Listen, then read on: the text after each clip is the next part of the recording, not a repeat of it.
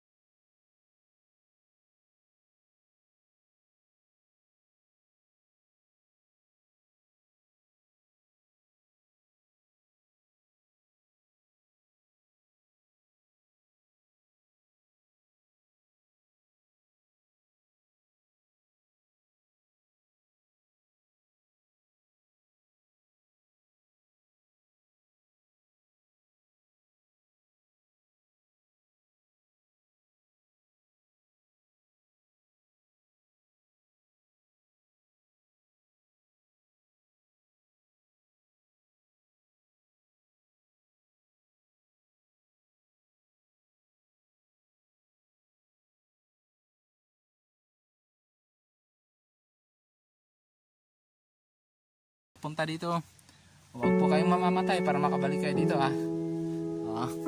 i-inventaryohin ko kayo Pag matapos ng COVID, i-inventaryohin ko kayo. May mga bunga pa Rati-rati, ang daming tao dyan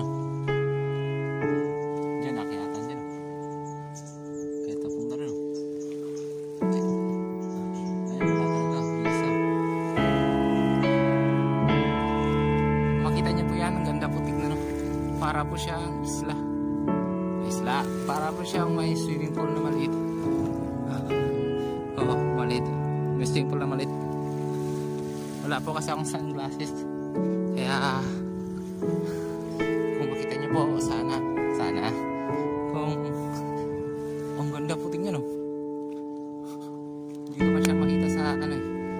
Ano, andun pa po ang dagat sa unahan. Yan po siya. Yan. Yung lumot na yan.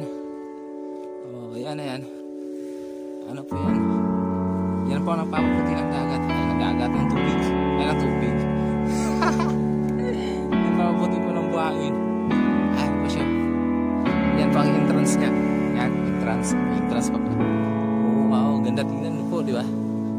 Oh, may mga isda po na malilito nakapasok. Yan po ang bukaanan niya. Oh, di ba? Ganda. Parang may sarili siyang swimming pool na maliit. Ganyan sa mga bata. Dati-dati naglalaro yung anak ko dyan eh.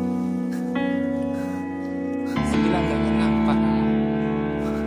Yung puti na masyado.